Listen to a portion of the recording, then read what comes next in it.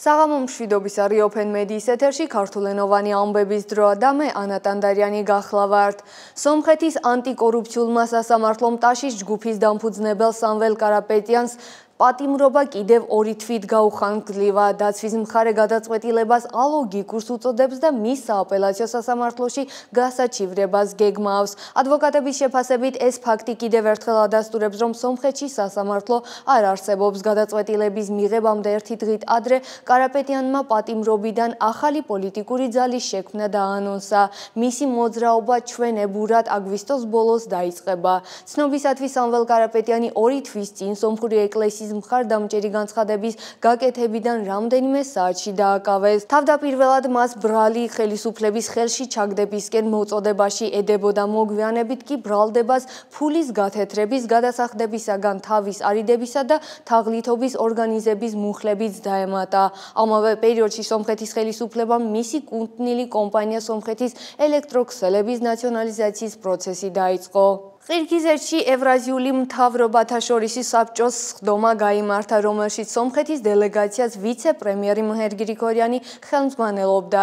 სამიძე მხარეებმა განიხილეს ევრაზიის ეკონომიკური კავშირის ფარგლებში სავაჭრო ეკონომიკური ურთიერთობების განვითარების, საბაჟო რეგულაციებისა და შიდა ბაზარზე არსებული ბარიერების მოხსნის საკითხები. სამიტის მონაწილეები ასევე შეხვდნენ ყირგიზეთის პრეზიდენტ სადირ ჟაპაროვს. ამავე საკითხების განხილვის მიზნით მომავალ კვირას ერევანს რუსეთის ვიცე-პრემიერი ალექსეი ოვერჩუკი ეწვევა.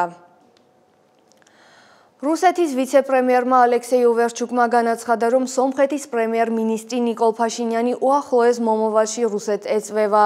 ამასთან ოვერჩუკი თავად გეგმავს მომავალ კვირას ერევანსა და ბაქოში ვიზიტებს. ერევანში ვიზიტის მიზნად ევრაზიის ეკონომიკური კავშირის ფარგლებში თანამშრომლობის საკითხები სახელდება, ხოლო ბაქოში ვიცე-პრემიერი სამხრეთ კავკასიაში სატრანსპორტო კომუნიკაციების გამოლკვის საკითხებს განიხილავს. ამავე კონტექსტში ოვერჩუკმა განაცხადა, რომ რუსეთი მხარს უჭერს სომხეთს პროექტ ტრამპის გზის შექმნაში. სომხეთი ჩვენი სტრატეგიული მოკავშირეა და თუ სომხეთი ფიქრობს, რომ მათთვის რაღაც კარგია, მაშინ ჩვენ, რა თქმა უნდა, მხარს ვუჭერთ სომხეთს, განაცხადა ოვერჩუკმა. ეს განცხადება ეხება ვაშინგტონში ხელმოწერილ დეკლარაციას, რომელიც სომხეთის ტერიტორიაზე ტრამპის გზა საერთაშორისო მშვიდობისა და კეთილდღეობისათვის საკომუნიკაციო პროგრამის განხორციელებას ითვალისწინებს. ცნობისათვის ფაშინიანი რუსეთში ივლისის ბოლოს ეწვია, სადაც გარემოს დაცვით კონფერენციაში მიიღო მონაწილეობა და რუს პრემიერ-მინისტრ მიხეილ მიშუსტინს შეხვდა.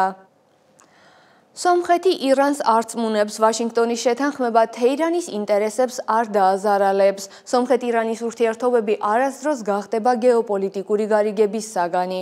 ამის შესახებ სომხეთის საგარეო საქმეთა მინისტრის მოადგილემ ვაჰან კოსტანიანმა თეირანში ვიზიტისას განაცხადა.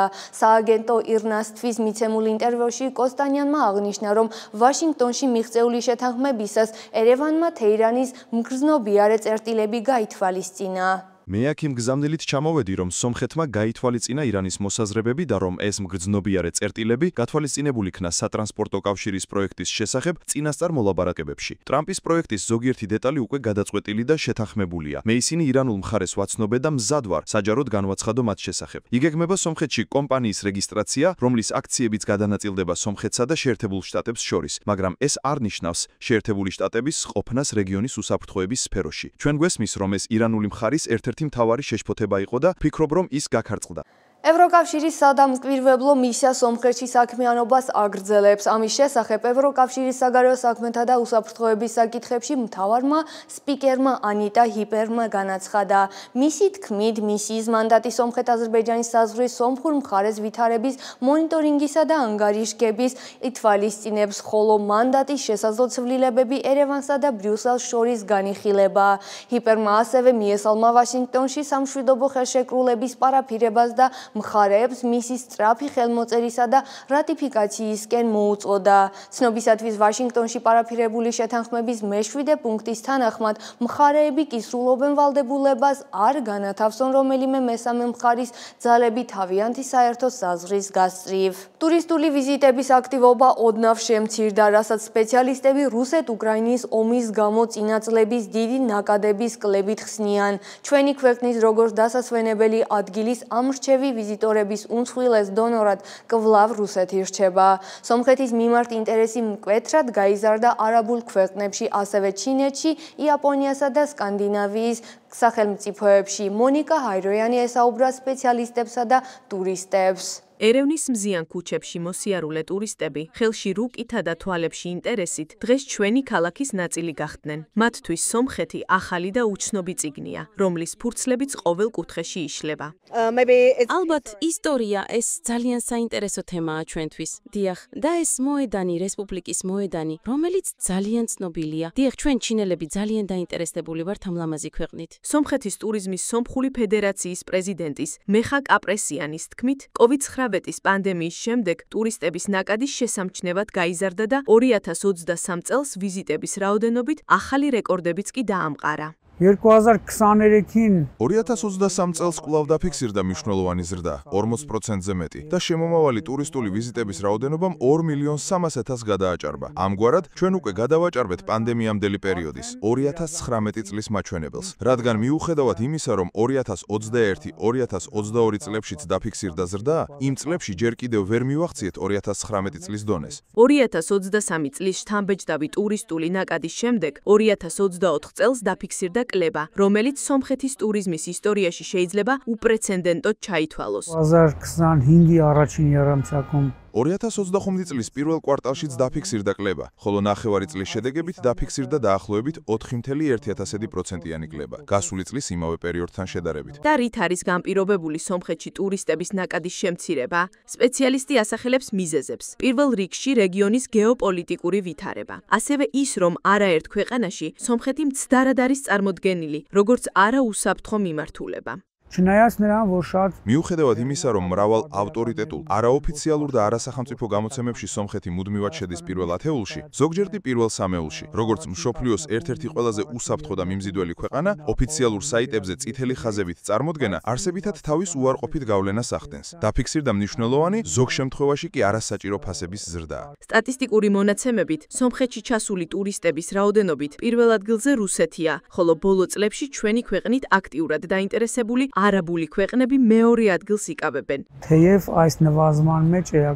მიუხედავად იმისა, რომ ამ კლებაზე არსებითი გავლენა მოახდინა სწორედ რუსეთიდან ვიზიტების შემცირებამ, რუსეთი კვლავ პირველ ადგილზე რჩება ტურისტული ვიზიტების რაოდენობით. ამავდროულად სომხეთისადმი ინტერესი თანდათან იზრდება ყურის არაბული ქვეყნებიდან. გარდა ამისა, შეინიშნება დადებითი დინამიკა ჩინეთიდან და სხვა შორეული აღმოსავლეთის ქვეყნებიდან, ხოლო კორონავირუსის შემდეგ აღდგება იაპონური ბაზარი. ტურისტული ინტერესი არსებულ სკანდინავიის ქვეყნებშიც. ჩვენ ასევე გამოკითხვის საშუალებით შევეცადეთ გაგვერკვია, თუ რა იზიდავს განსაკუთრებით ტურისტებს სომხეთში და რამ უბიძგა მათ თავიანთი დასვენება სწორედ აქ გაეტარებინათ. მე სომეხი ვარ, მაგრამ აქ პირველად ვარ. მე ყოველწლიურად ჩამოვალ სომხეთში. დონე უბრალოდ სუპერია. ტაქსი, რესტორნები, სასტუმროები, ყველაფერი შესანიშნავია. აქ სიტყვა მადლობა ძალიან გრძელია. ძნელია დამახსოვრება. შნორ ჰაკალუთიუნ. დიახ, ეგერთი. დიახ.